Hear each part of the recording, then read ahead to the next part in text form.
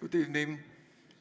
We are starting the last season of the day talking about the pararenal and thoracoabdominal aneurysms too.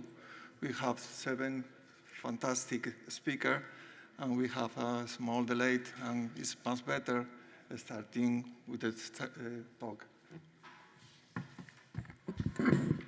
We're going to start with Dr. Bar Loyes. Is talking about genetics in aortic aneurysm and dissection. Good evening, everybody. Thank you for inviting also a geneticist to this wonderful meeting. I will try in the next 10 minutes to give you a little bit of insight of the current architecture, genetic architecture of aortic aneurysm and dissection. To start, I think it's really important to make a distinction between the genetics of abdominal aortic aneurysms and dissection and the ones in the thorax. The abdominal ones, at present, there is not a single monogenic cause known for abdominal aortic aneurysm. So it's mostly related to the classic cardiovascular risk factors and male gender. There is some what we call single nucleotide polymorphisms, but these only contribute and are not really causing the disease. This is in sharp contrast to what we know about thoracic aortic aneurysm, where 1 out of 5 patients does have a positive family history, and very often we don't see any other risk factors. Over the last decade, 2 major groups have evolved. On the one hand, you have what we call syndromic forms, where there's other organ systems involved, but there's also a lot of non-syndromic forms where only aortic aneurysm and dissection is present. So a very strong genetic influence in this second group. If you look at the inheritance patterns, about 20% of the patients, 1 out of 5, does have a family history. And within those, we can distinguish the non-syndromic forms, also called familial thoracic aortic aneurysm dissection, and then syndromic forms. And about 80% are sporadic, they don't have a family history.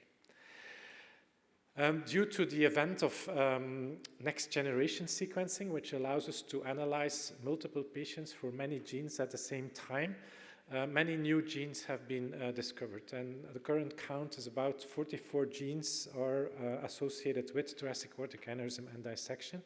This is the whole list. In my 10 minutes, I don't have time to discuss all of them. I will just give you some major highlights.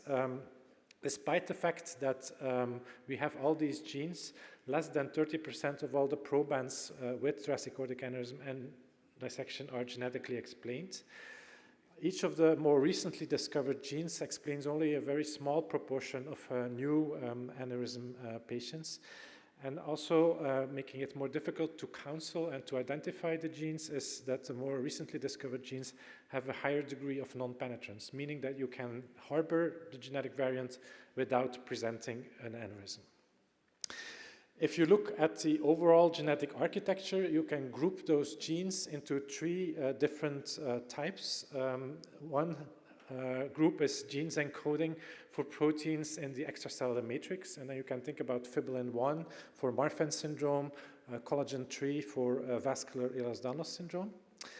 A second group is the TGF-beta signaling pathway. Both the ligands, the receptors, the downstream effectors have all been associated with mostly a syndromic form, which is now called the Lewy-Dietz syndrome. So mostly syndromic also. And then thirdly, there is a group of proteins or genes that encode for proteins that are part of the contractile apparatus of the vascular smooth muscle cell. And these present most often with non-syndromic forms, so just isolated aortic aneurysm and dissection. So when should the surgeon consider genetic testing? The recent guidelines, which have been cited already quite a lot today, states that for the first time that it is 1B recommendation to take at least a family history, looking for thoracic aortic aneurysm, unexplained sudden deaths, but also peripheral and intracranial aneurysms. 1C recommendation is that if there is a genetic variant identified, that cascade screening from all first and second degree relatives is indicated. So when do you have to refer the patient to a dedicated multidisciplinary center, expert center, where they can do imaging and genetic testing? There's a quite complicated scheme that they developed, but I tried to summarize it in three major reasons for referral. So the first one is that all dissections below age 60, dissections without hypertension above age 60, or if there is hypertension above age 60, then there should be at least one additional risk factor, and I'll come to those risk factors in a minute. Secondly, every patient with an aortic root or ascending Z-score above 3, so 3 standard deviations above the mean without hypertension, is a reason to be referred to a genetic center.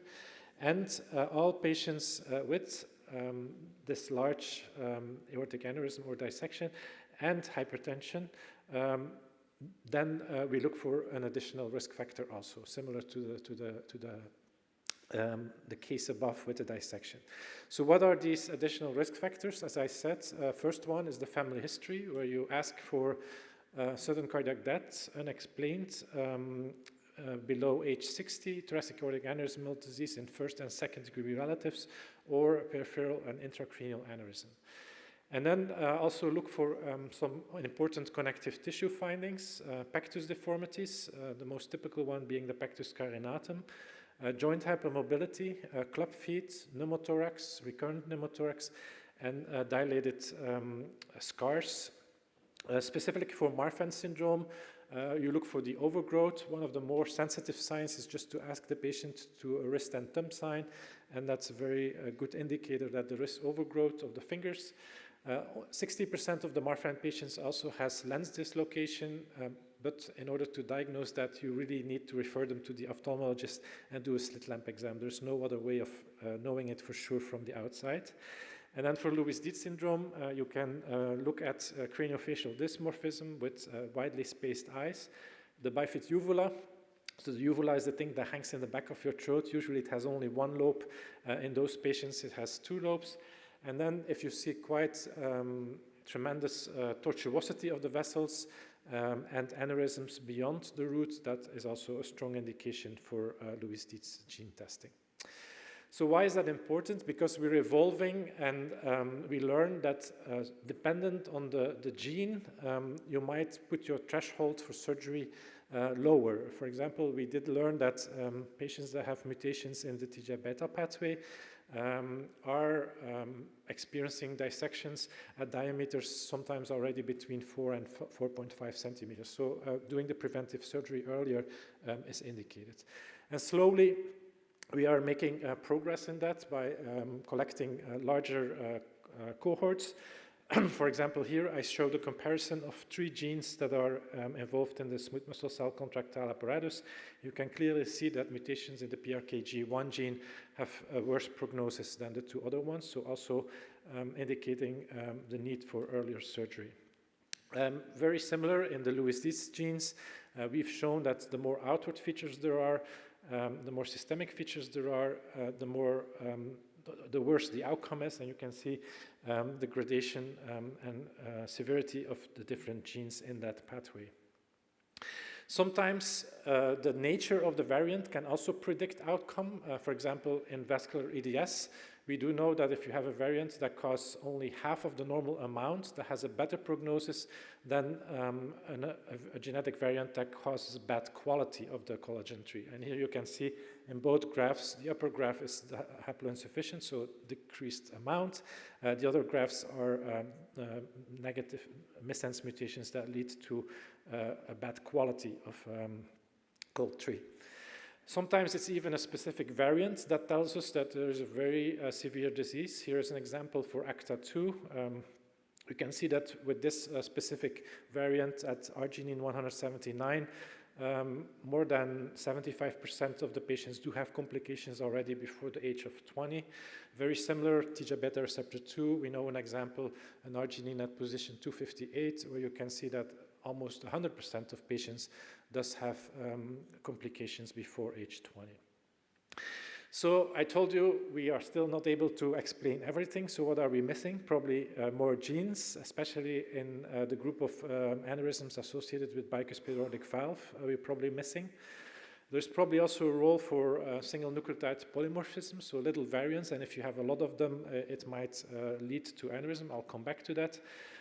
We need to pay more attention to copy number variations, so deletions and duplications. We know, for example, this one duplication on chromosome 16 that gives you a 12-fold risk increase for dissection. And probably variations in the non-coding part, where we're not so good yet at predicting, also play a role. So this is how the genetic architecture currently looks like. In some families, we have a very strong variant with large effect size. And there, probably the genetic variant in itself is sufficient to cause the aneurysm. But there's probably also patients where you need a lot of variation together. These variants we are currently discovering through genome-wide association studies. But there's also probably cases in between where you need a combination of some variation that in themselves would not be sufficient to cause the aneurysm, but in combination with lifestyle factors or, for example, hypertension, you might reach the threshold for aneurysm and dissection. So how can we leverage these genetic data to improve the management? There's a very nice paper that came out last week in the European Heart Journal, where they combined genetic variants, 100,000s of variants, with classic clinical factors. And they show that they can predict the aortic diameter above 4 centimeters with an AUC of 0.83, which is better than if you would use the classic risk factors by themselves. However, I think that's not the end, because we do know that the diameter in itself is not predicting everything, and so we probably need to build a model that's even more complex than that, and we probably need to add other variations, and there's some evolving evidence that, for example, aortic tortuosity might be used as a prognostic marker. Here's a study of Marfan patients where they showed that if there is increased aortic tortuosity, there is a worse outcome. Another parameter that has been suggested is the length of the aorta, where you can also see here that the patients that had aortic dissection not only had a larger aorta, but also a longer aorta, which might have been used. So probably we need to combine, on the one hand, the genetic factors, on the other hand, the dynamic risk factors that we know, but also some other emerging risk factors all into one integrated aortopathy risk model.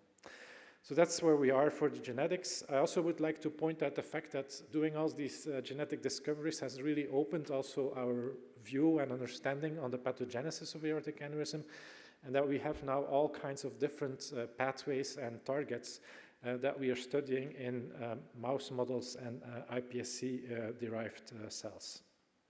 So I think we still have a challenge. I think AI, as already mentioned today, will help us to analyze all these data. We really need to bring together large cohorts with deep phenotyping to build these integrated dissection risk models. And I told you about the cellular and mouse models. I would like to thank you and the group in Antwerp for their hard work. Thank you very much for the presentation, Dr. Loyes. We will go with the next presentation about overcoming challenging target vessel cannulation by Dr. Jorge Fernández Noya. Hello, everybody. Thank you very much for the kind invitation to be here. Always is a pleasure to be here with my friends from Oviedo. These are my disclosures. So all of you know that we have to treat this kind of patients. One of the key points is to maintain the patency of the visceral branches. So it's important to seal the aneurysm, but it's really, really important to have good results in our outcomes with the visceral vessel. So the key points to have a good result in the cannulation of our vessels, I think there are three important points. One is previously to the OR. This is the correct sizing and planning. Other is into the OR. It's important to know all the materials, also some tips and tricks.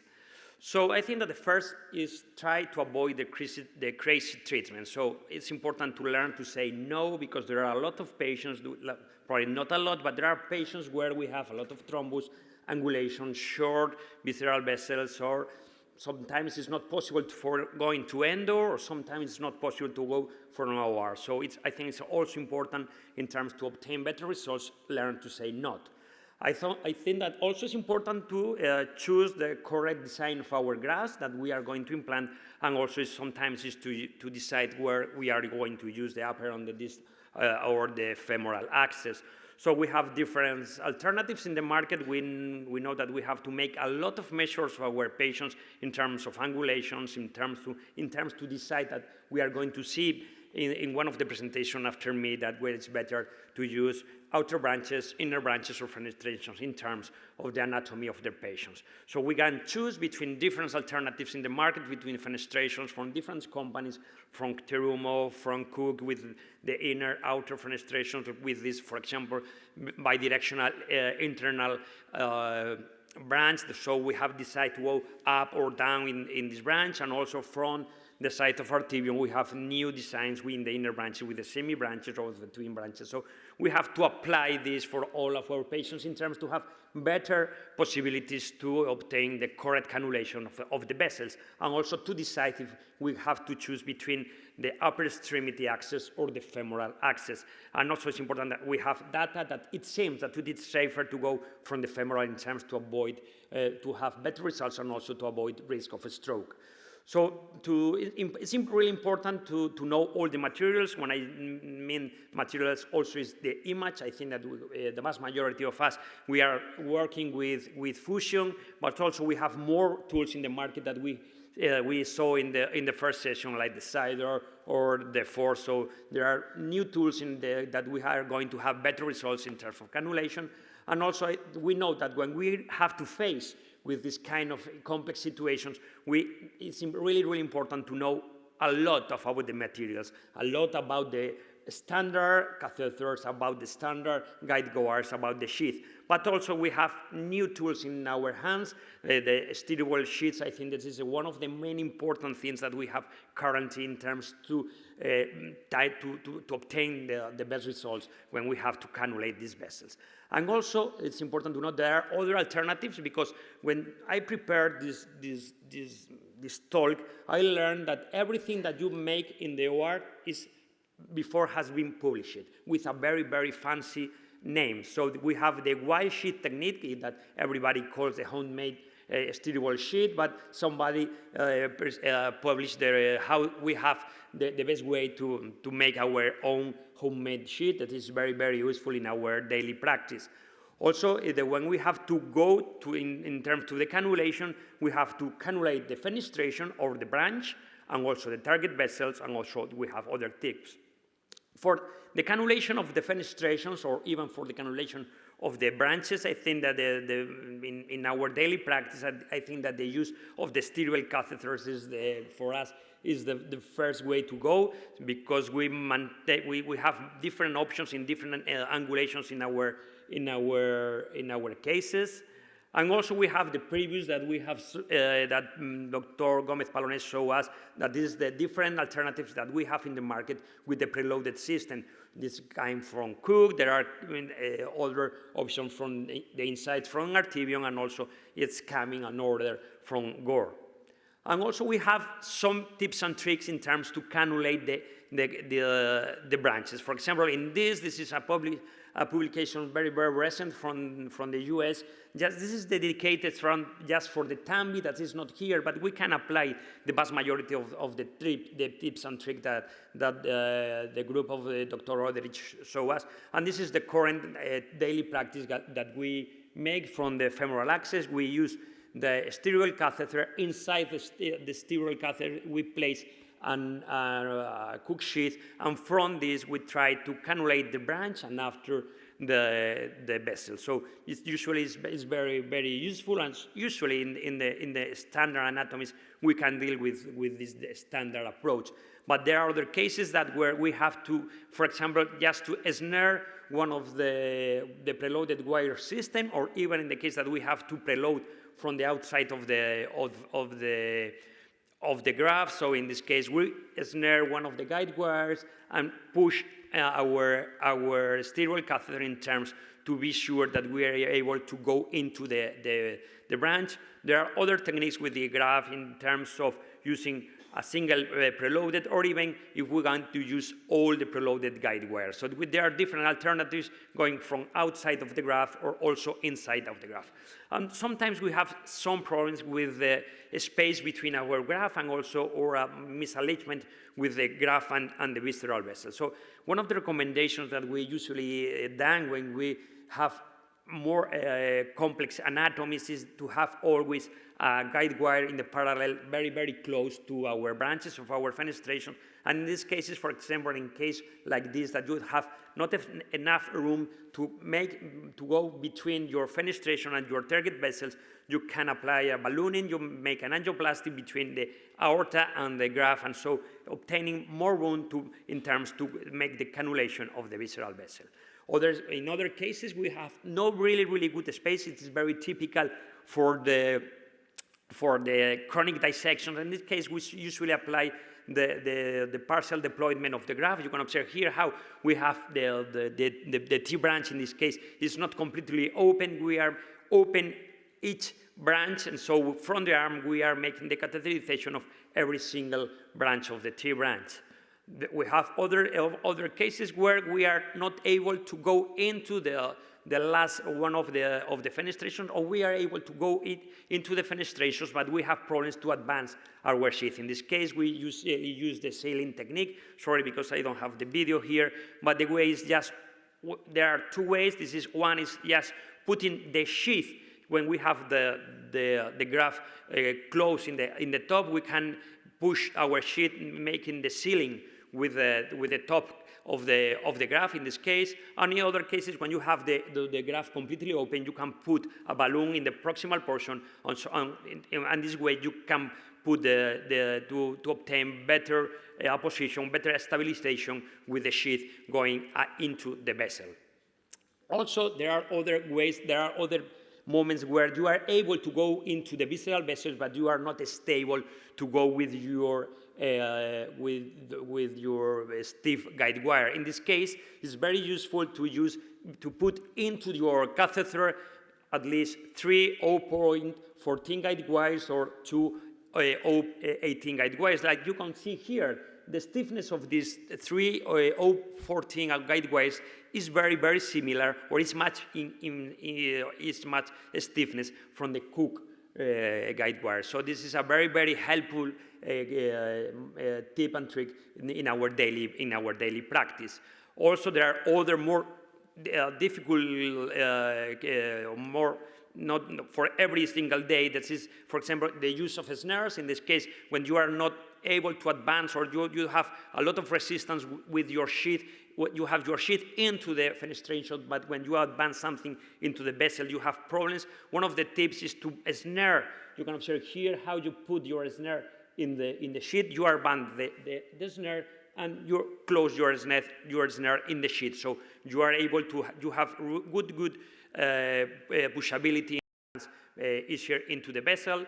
Other techniques, or with different names, I'm going to observe here how one of the ways is just to apply a balloon in the visceral vessel from the outer part of to cannulate the visceral vessel from the femoral, so going into the branch or into the fenestration.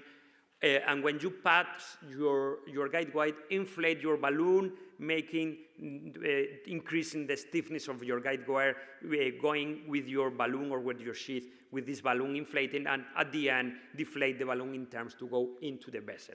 Similar techniques, there are with different names. The key points in this technique is to put a balloon inside the vessel, open it up, and when you advance, it's not the swelling technique, it's in a parallel way, so advance over the balloon. The balloon grab, similar with different, the difference between these techniques is like if you put the balloon from the femur or you put the balloons from other sides, but the key point is very useful to put sometimes a balloon or a guide wire into for example, the renal from out of your graft. Probably this is another, this is the bundle wire, that is the similar to put 2 or 3 guide wires into the your sheet, and probably the snare right, that is the more famous technique described from Marcelo Ferreira, that is when you have problems to go into the renal, one of the ways is to cannulate your renal, for example, from the femoral, put a snare in the guide, and coming from into your graft, snare the guide wire that is coming from the graft, close the snare, push it into the vessel. So you in these terms you have really, really good results. It's an easy maneuver, but sometimes we apply this technique sometimes, but in my mind always is a concern the possibility to some dissections into the vessel when you go into with your snare. The elevator technique is another technique. You implant an stem previously, you push the stem up in terms to obtain better possibilities to go from the branch. So you can say how there is a lot of imaginative tips and tricks. But sometimes there are nothing worse, even with this amount of tips and tricks. So in these cases, sometimes it's necessary to change your plan. In this case, we have our graph in position, and we advance from the inner branch, but we are not able to advance into the vessel from up.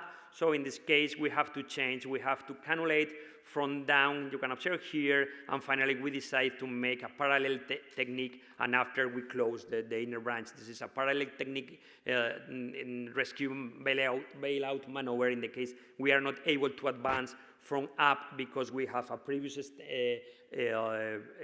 stent graft with a bar stent, so we are not able to advance in this case. In other cases, we have to change our branches. In this case, we have to apply a self-expandable Viaband from the left branch to the right renal, and from the right branch to the left renal, going from all around. You can observe here how the Viaband is going around the graft. So this is just bailout maneuvers that sometimes is needed to do. And sometimes when you don't have enough fenestrations or branches, this is an emergent case, you can apply the laser in situ fenestration, like in this case. Even in some cases, you can open and make a retrograde catheterization of your vessels in case that is very necessary, like in the SMA from this, for example, in this publication from our friends from Portugal.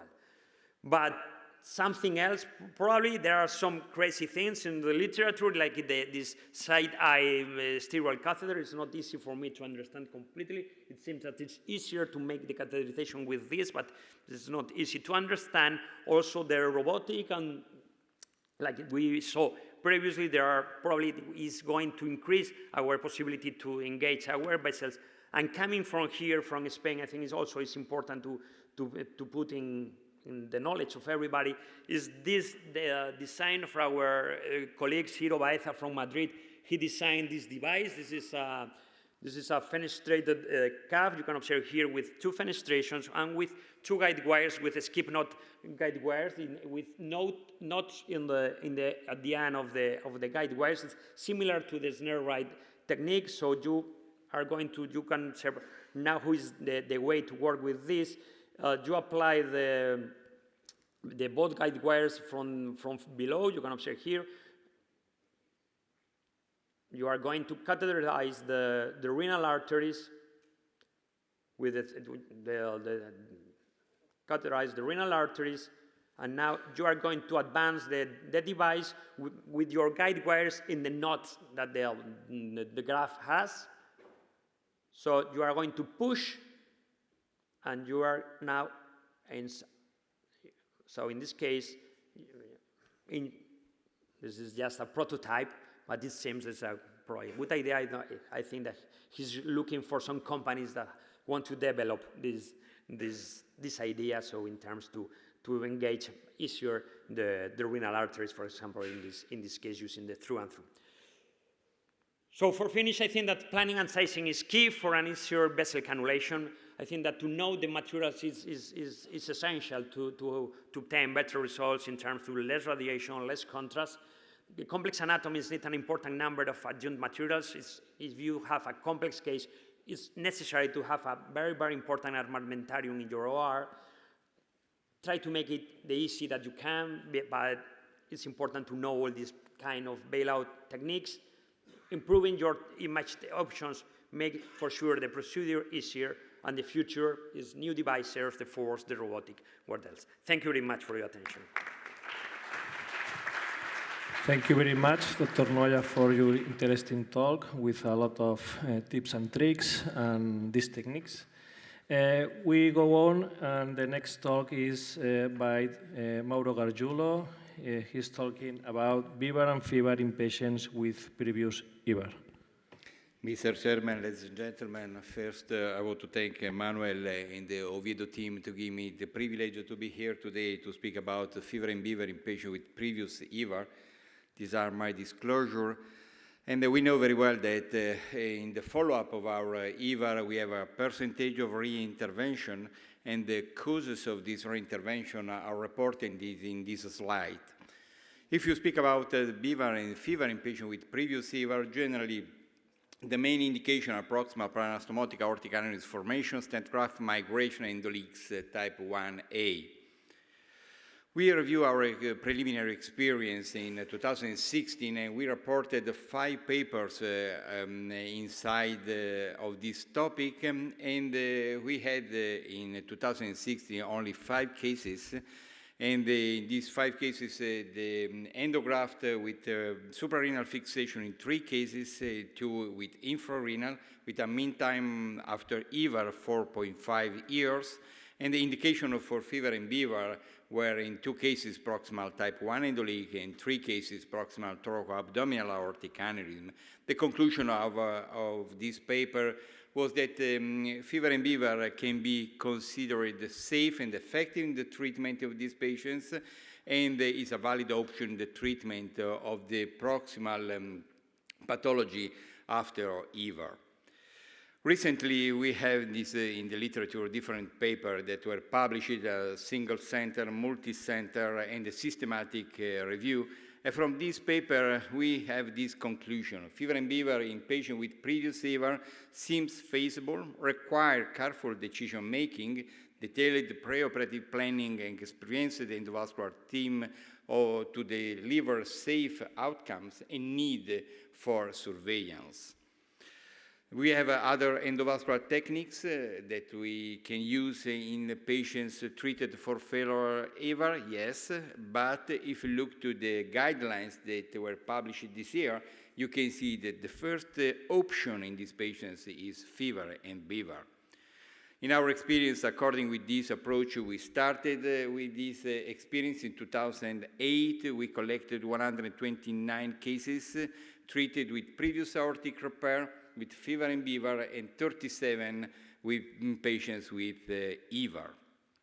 If you look to the choice regarding endograft, FIVAR in 46, BIVAR in 46%, and the association of fenestration and branched in 8% of our experience.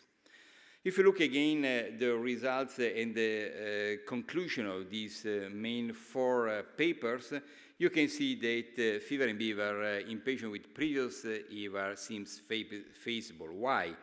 Because if you look to the technical success on 30-day mortality, you can see in this very important experience that the percentage range respectively between 93 and 97%, and regarding 30-day mortality between 2 and 6%. But in these papers, the authors underline that we need experience about the endovascular team, because we have different pitfalls. These are related to the grafts, the small graft diameter, and the short distance between the lowest renal artery and the graft bifurcation. Then we have some technical issues in the endovascular treatment of failed IVAR. The first one is the distal endograft configuration. We can have different aspects of the configuration in the distal part of the endograft, and this is the choice is related to the length between renal arteries and the IVAR bifurcation and the diameter of IVAR main body. We can have the aortic tube, that is our first choice if it's possible, but we need length between the renal arteries and the graft bifurcation. We can have inverted limb. Generally, this is the solution in patients with short main body. We have different opportunity of this type of endograft, inverted limb, 3 different configurations. According with our paper, we think that the configuration type B and C are the main possibilities with very good results regarding the freedom from type 3 endoleaks. Very good result if we use 2 or 3 stents. Another option is to use the bifurcated fever, and this is another option that we have in patients like this, with a short distance between renal arteries and the aortic bifurcation. And in these patients, it's possible, in this case, with the preload system, to have this very good result regarding the endoleak type 1A, but even the distal endoleak. In case of branched endograft, probably we have the space between the branches and the bifurcation of the graft increased, and then we can use the onibody endograft. This is the standard, for example, in patients treated with T branch. In our experience, we used the bifurcated endograft in 54% of cases, inverted limb in 38%, tube graft in 5%, and only 3% of bifurcated fever. The other problem is the iliac navigability and maneuverability in these cases. Frequently, we have a small diameter of the previous EVAR. Then in these patients, we can use the modified endograft with the platform with nitinol low profile, like these patients. And in some cases, we have the angulation of the iliac limbs or the angulation of the main body of the EVAR. In this case, we need to use through and through technique to guarantee the navigation of the stent graft inside of the aorta. Sometimes we need to treat even stenosis or a small diameter of the iliac limb. We can use PTA to guarantee the possibility of the navigation of the endograft and the deployment of the stent graft. But this is, we need to do this when in the previous EVAR, the physician added adjunctive maneuver like a stent inside of the iliac limb. In these patients, we need to make a PTA of this stent because there is the possibility of dislodgement of this stent. Like these patients, we had a dislodgement of the stent inside of the fever, and we needed a very important adjunctive maneuver to arrive at the end of the procedure with the deployment of a fenestrated endograft. The last point is that in these patients, we need to manage the target visceral vessel because sometimes we have the stent in front of the ostium of the visceral vessels, and in these patients, sometimes we need to add the stent, the bar stent, to guarantee the patency, to decrease the risk of kinking at the level of renal vessels, like these patients, or in case of SMA, in these patients, we use the balloon expandable stent to decrease the risk of kinking at the level of the ostium of the SMA that is very close to the stent. Regarding the role of suprarenal fixation and infrarenal fixation, you can see these are our results, unpublished data, and you can see the differences regarding instability between the two groups in favor of infrarenal fixation. The last point is that in this patient we need to continue surveillance because we have in these patients freedom from endoleak in the long-term follow-up and even freedom from sac growth.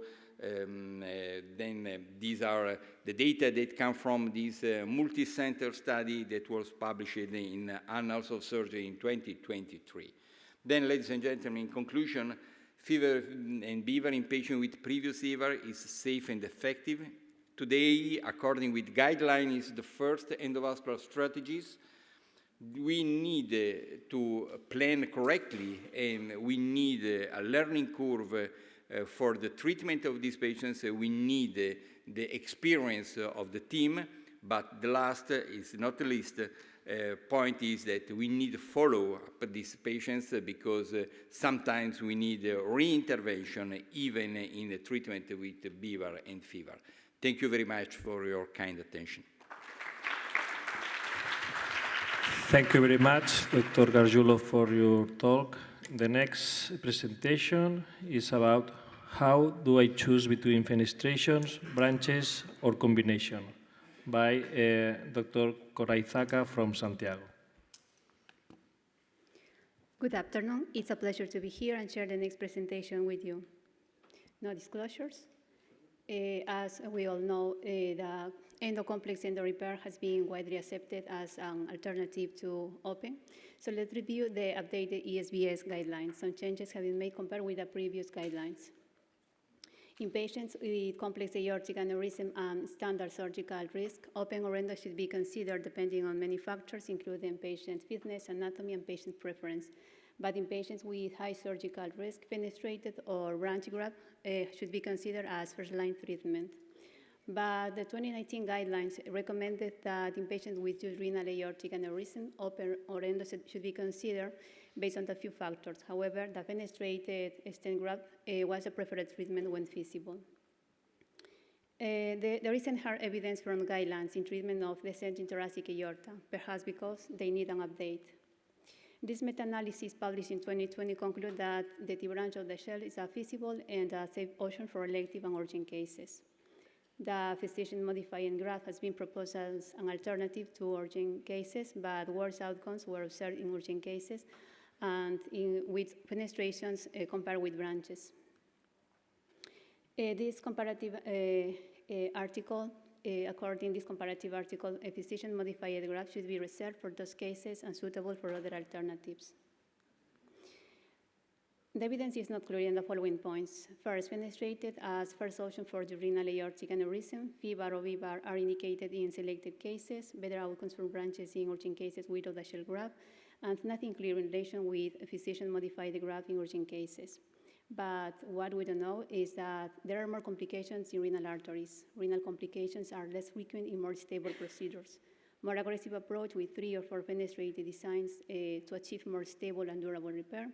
And FIVAR and VIVAR dilemma appears when we indicate more for vessel approach. Another concern that should be considered is that vessel geometry. This comparative analysis pointed out that snorkel lever induced significantly greater angle change at stent and curvatures compared to FIVAR, concluding that the bridging stent affects the vessel geometry and therefore long-term patency. It's important to know that there are some issues associated with durability for complex repair, associated with material fatigue, mechanical stress, fabric tear, and other issues. So the late conformability and anatomical changes resulting in disconnection, compression, fracture, to name a few. There is nothing clear so far. This systematic review concludes that renals are more prone to complications than visceral vessels, so the balloon expandable stent compared with cell expandable performance in branches is still uncertain.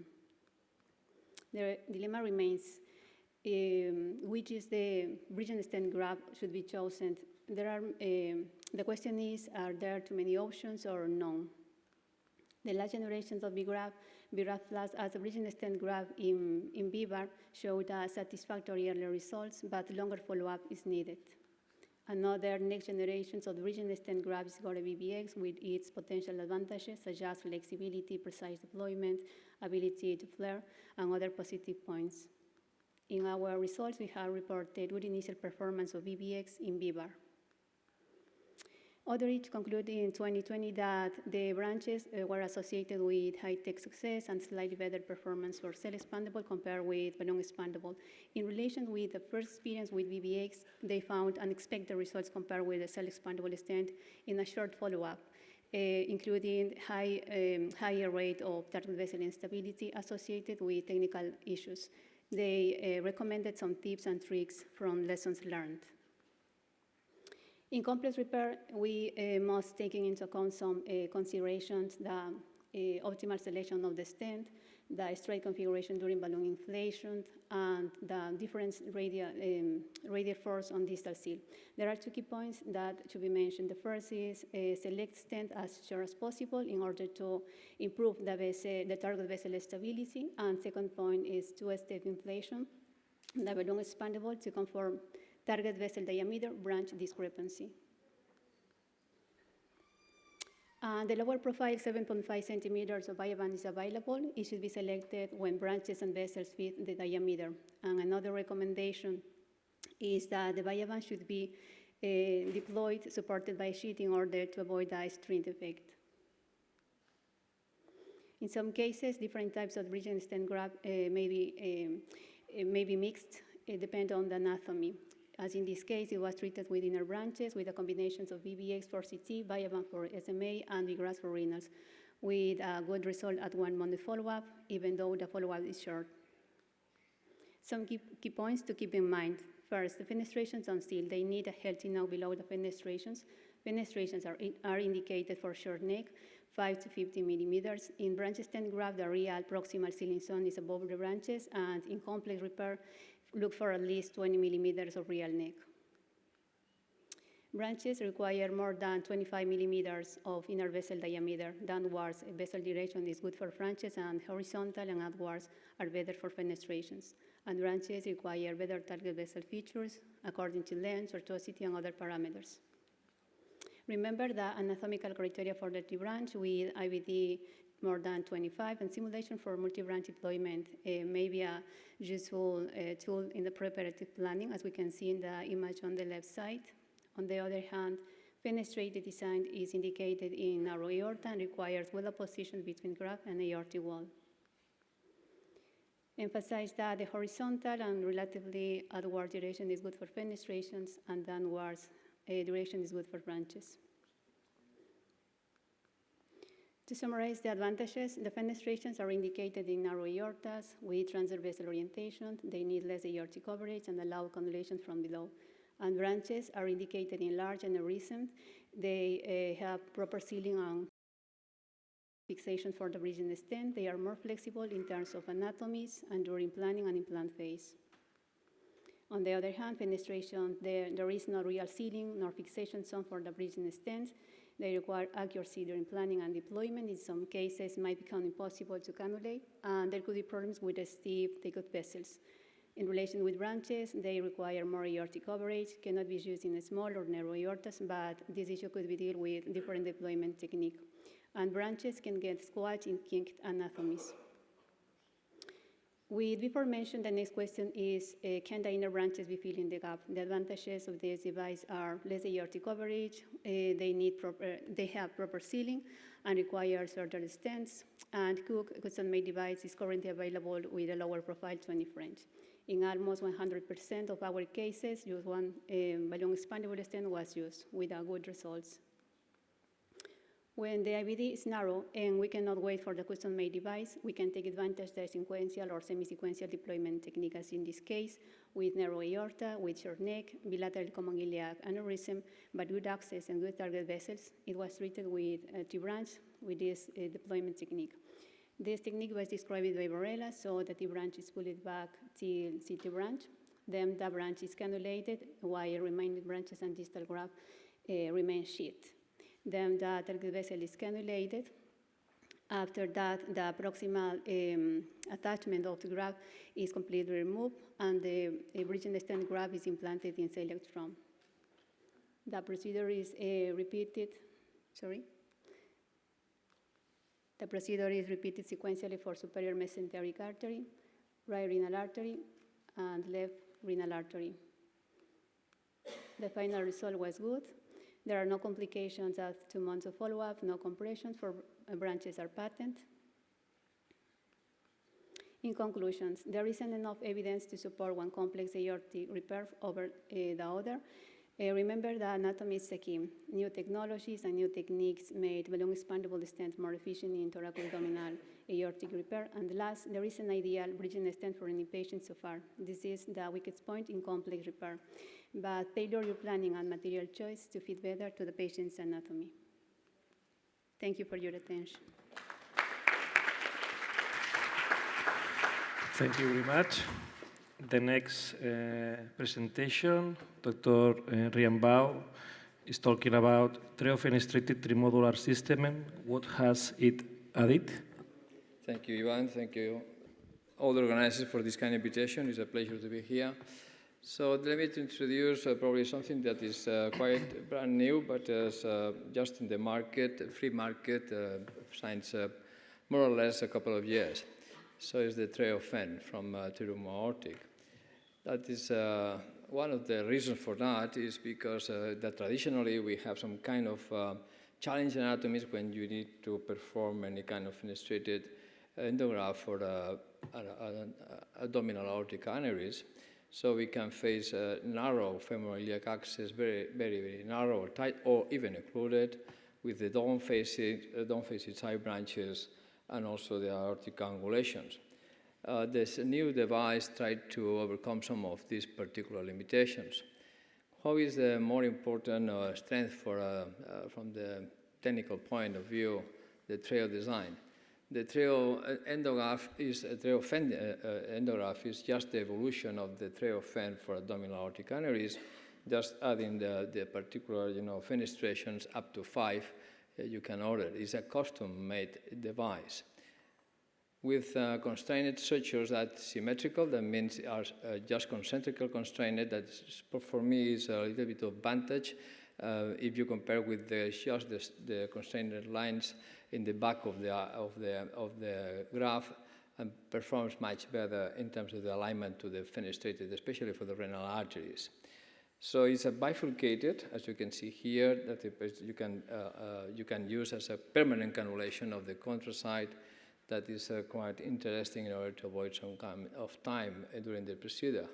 For sure, the fenestrations are reinforced, as well as with iridium platinum markers, and also maintain the regular features of the treo device with a double row of spikes on the top, as well as the lock stent on the both stumps of the main body. So also this particular graph, without any kind of loss of control, that means maintaining the constrained sutures and also to maintain all the control in terms of pushability and rotation, you can cannulate from below as well as from the top. That is one of the advantages when you are facing especially one iliac artery very narrow or even occluded. Radiopart markers are very clear, and you can see here in these images. And much more important for me is also the low profile. That is 19 French AOD, is the lowest profile available in the market from fenestrated devices. It's AOD, no internal device, no internal diameter. It is external diameter. So some examples in order to illustrate the advantages of this device. Let me go back. This is a 79 years male with right limb intermittent claudication to the fact, I don't know if he's moving that. Probably yes. No, he's not moving. So it's fixed, it's frozen, but even that. So it has a total occlusion. Now it's moving. Thank you. With a total occlusion of right iliac axis for this particular case. As you can see here, quite calcified, with a narrow also external iliac artery in the left side, and very, very narrow external iliac artery, 3 millimeter in the right side. So for this case, we ordered a bifurcated device as a plan A, and also we perform a plan B always. So the plan B was to convert this particular bifurcated in aorta uni if we don't cut, if you can cannulate or recanalize the right iliac axis. Remember, it's 19 French. So we were quite lucky because we recanalized the right iliac axis with a balloon, just balloon, no stents at all. Even quite difficult, tough maneuver, but it was so useful and successful. Then we perform with fenestrations, so the 4 fenestrations. As you can see here, using some years, from 21, We are using just for fenestrations cover devices due to the flexibility, the less shortening, very rapid inflation and deflation, and radiopath markers in both sides. So as you can see here, very clear. When you compare with the fenestration, it's very clear when you are deploying the device in the fenestration. That is the final, and is the 30-day CT control. It's not moving in the 3 dimension in the volume rendering, but it's clear that it was total excluded aneurysm with 4 branches pattern. That is another case, and this special was a sequential case because we perform a total debranching in the aortic arch with a CABG in July 21, and some 2 days later we perform the TIBA. We perform with a Gore device, as you can see here. So sometimes later we perform, 6 months later, we perform TIBA with a FIBA device, triofen, with a 4 fenestrations, you can see here. And again, that is not moving, not running, but you can see clearly how it's easy to cannulate that. And always we are using the deflectable catheters in some years right now, and also CIDR navigating tool. And again, quite clear visualization of the eye-covered devices. There's not any doubt about that. And also you have here the 30-day follow-up. The videos are not moved, and the previous were moved. So we collect some experience in Europe, just in the limited read market release, with this kind of 42 patients, mostly juxtarenal aneurysm, with most design with 4 fenestrations, and 77% of the cases were performed by percutaneous access.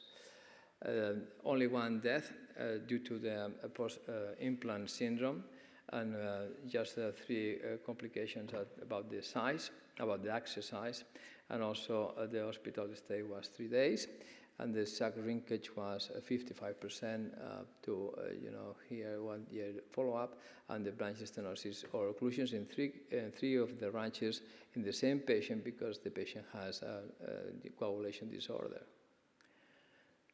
More information about that particular device is possible right now to order the stretch tube with fenestration. So if you need to perform aorta uni or different kind of anatomies, and like in this case with a very healthy infrarenal aorta.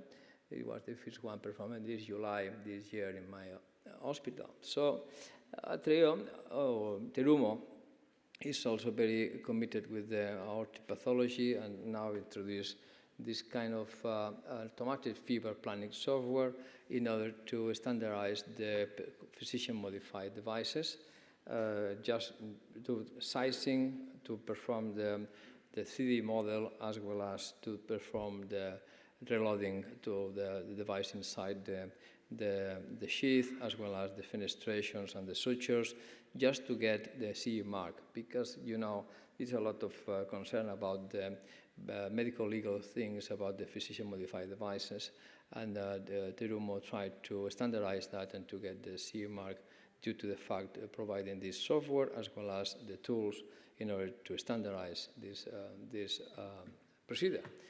Is using this particular AortaFit software just to correct the potential, using the artificial intelligence to correct the potential distortion with the wires and the device itself, and then send to you, or even in your own hospital, you can perform the 3D printing and perform your holes and also the reinforcement properly and with standardization of the procedure.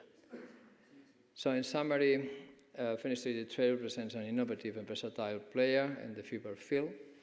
Optional cannulation from above without any loss of control. Permanent contralateral leg bifurcated shape or design. Long extent technology is still there. Proximal dual fixation, low profile device, 19 French OD, and concentrical reducing ties are one of the advantages for this design.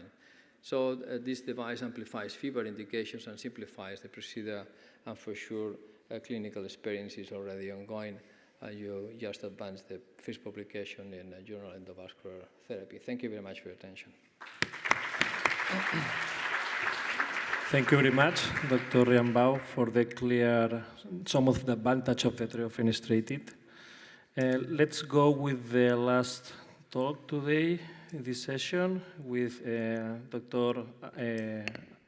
Francisco Alvarez Marcos. He's talking about our strategy for physician-modified endograft.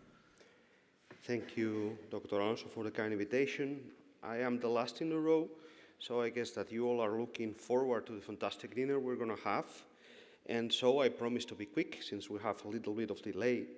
Our strategy for physician-modified endografts actually starts way ahead the modification itself. We tend to be very strict with the indication for this procedure. As Dr. Riambau has just told us, we can enter into a gray zone with potential legal conflicts if we do not reserve this technique for very selected and particular situations.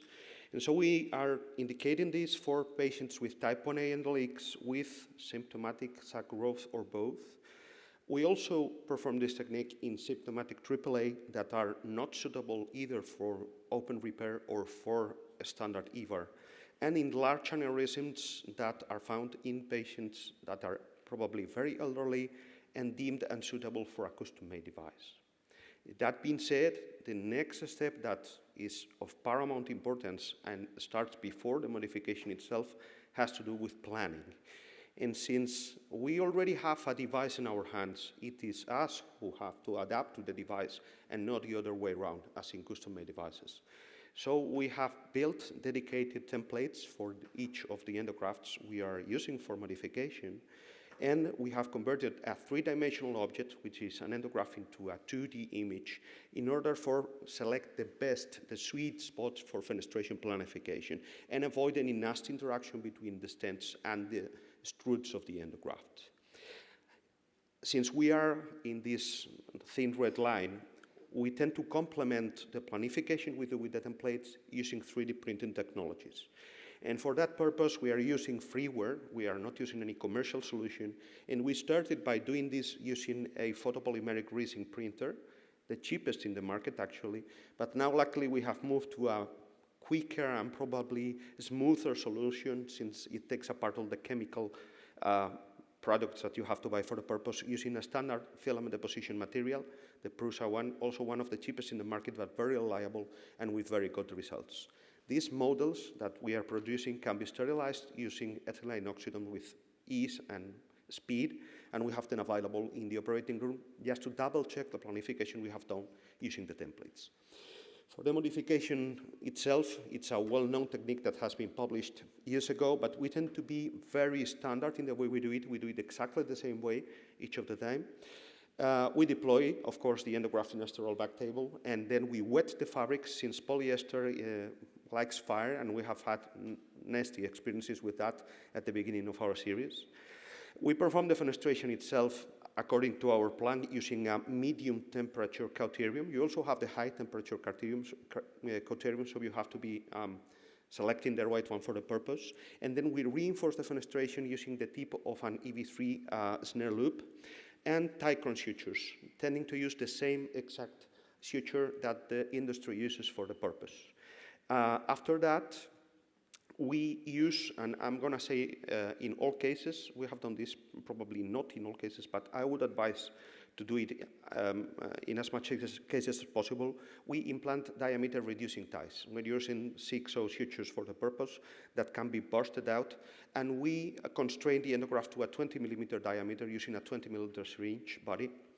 And that allows for an extra security measure in order to be able to cannulate target vessels properly and avoid missing one of the target vessels. And after that, probably comes the one of the trickiest parts of the procedure, which is resheathing the endograft. We can achieve that doing it by hand with vessel loops or with Rommel compression devices. We can do that using valve crimpers, and actually the valve crimper that's more widely available is the one from Edwards, but the only way to have it in your armamentarium is by a kind donation by the colleagues in the hemodynamic units, since it is not sold as a standalone product. We kind of overcome this limitation by building our own valve crimper and 3D printing it that allows re-sterilization. But now we are tending to use a particularly built cone for diameter constriction that allows probably constricting the endograft to a 90% of the original diameter, and the extra 10% we achieve it with vessel loops, and it has allowed us to reduce the resheathing times to probably 2 to 3 minutes. So that would be my way to go at this point of our experience. Finally, for implantation, the technique is pretty much the same as in any fenestrated EVAR, except for taking into account you have to place a long sheath in the contralateral gate in case you are using a main body for modification. And for, the snare loops that you have placed in your fenestrations allow a very precise orientation of the endograft. But even in that case, it's useful to look at the proximal marks of the endograft in order to achieve an optimal positioning. And of course, for this purpose, the use of 3D fusion is mandatory if you have that available. Our experience keeps being limited. We have currently 27 cases, 72 target vessels, but even with that limited experience, we are achieving around a 96.3 technical success rates. Our follow-up is limited also with a median follow-up of around 11 months, but we have 100% so far target vessel patency. And we are very much looking forward to the performance of this technique in the mid and in the long term, which is what's going to allow us to have this legal solidity that everyone tries to achieve when performing physician-modified endografts. This is a simple example, just one fenestration chance for you to have one image. But since we are, as I said before, kind of delayed, my take-home message would be that this technique has allowed us to expand the therapeutic range of a standard EVAR to a lot of patients that were deemed unsuitable for any other maneuver. So it is very interesting to have this in your pocket, in your armamentarium. But the key for success keeps being a very accurate patient selection and a very accurate preoperative planning. Thank you very much for your attention.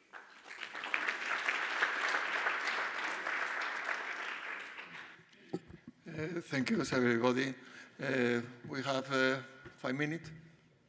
We have to wait 5 minutes for question. Any questions in the room?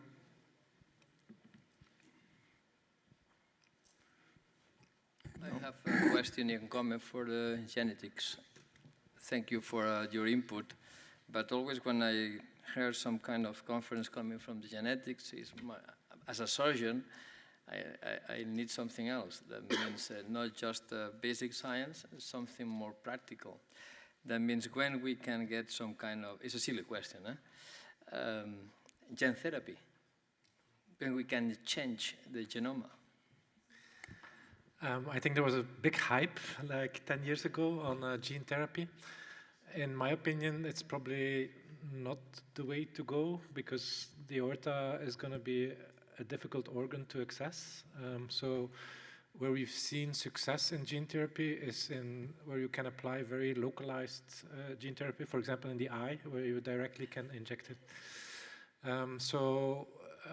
At this time point, you probably heard about the CRISPR-Cas technology, which cuts and replaces the correct nucleotides. I think it's feasible, we can do it, but the problem is bringing it to the right place. And so we don't have a good cargo to bring it into the aorta. If we can solve that problem... We need the carrier. We need the cargo, yeah. Okay. So I think if we can solve that problem, then there might be a new option, but at this time it's not available. You know, there are some kind of attempts right now in the States. Is a randomized trial with small aneurysms, no Marfan, just regular degenerative aneurysms. Try with medical therapy with the balloons, occluding the balloons, apply the drug, and then restore the. Probably could be a way for that. Yeah. Combination of surgery and local therapy, yeah. It would be nice if we can just inject it and it goes to the right place. Other question? I would like to ask you in the same way from genetics. It's about from the endovascular treatment in genetics. We know that we prefer open repair in these patients. Probably in the vascular repair, it could be an option in emergency situations or when we have a proximal and distal landing zone with open surgery. My question is probably difficult, but I would like to know your opinion. Do you think that endovascular treatment it could be an option and the results it could be different depending of the variation of the genetic problem? And it could be different the results in the thoracic and in abdominal. What do you think about? It's difficult, I know. Difficult question, which but your also opinion. goes in waves according to the surgeons that you listen to. I mostly still see it as a temporary solution to bridge to a more final solution, but I think there is emerging evidence that also in patients with connective tissue there is room for, and I saw there is a talk on that tomorrow also, specific on the endovascular procedures in connective tissue patients. There is even another world that's now opening, which I don't see mentioned in the program, which is the PIERS, in which they wrap, so the personalized external aortic root support. Initially, there was also a lot of discussion and resistance to that, but I now see it also evolving, and even patients with connective tissue diseases do get these procedures. It started in London, but it's now also available in the Netherlands, in 2 centers, in Belgium. So, and the follow-up, it's still not the same as the follow-up we have for open surgery. Seems to be quite positive. So maybe that's another alternative to think about. Thank you. More questions? Dr. Alonso. I would like to pose a question to Professor Gargiulo regarding the type of endografts we are using at the moment. So taking into account that FIVAR in BIVAR is, FIVAR and BIVAR in patients with previous CIVAR is a complicated procedure. Do you think mainly in those cases with suprarenal bar stent? So do you think that we should move to always towards infrarenal fixation without the bar stent? This is a fantastic question, Manuel. I think that we have to go inside of the IFU if there is an indication to be in infrarenal fixation. This is my first choice generally. But if I need a more accurate, active fixation of the endograft with suprarenal fixation, sometimes I use the suprarenal fixation. But in general, if I can to stay in the infrarenal location, for us is probably the best way to go. Then generally the ceiling zone for us and the endograft and the level of juxtarenal arteries, if juxtarenal aorta, if it's possible. But sometimes we need to change platform according with the anatomy, according with the iliac vessels, according with the diameter of the arteries and the iliac arteries, and then sometimes we need to go with suprarenal fixation. But if it's possible, generally we prefer to go in the infrarenal fixation.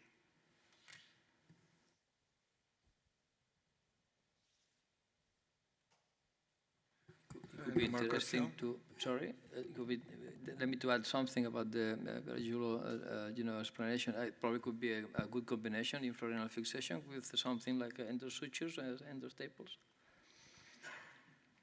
In the future, mimicking the open surgery, why not? Yes, and this is a good idea. Depends on the length of the neck.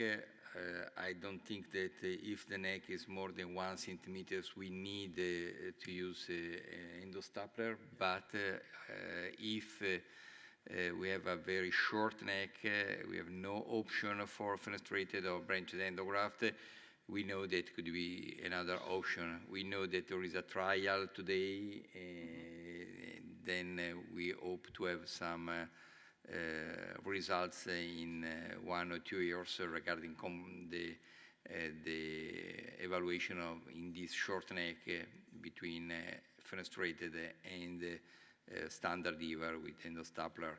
Then, but this is another option that we have in the guidelines. We have this opportunity. Then absolutely, we are inside of the IFU today.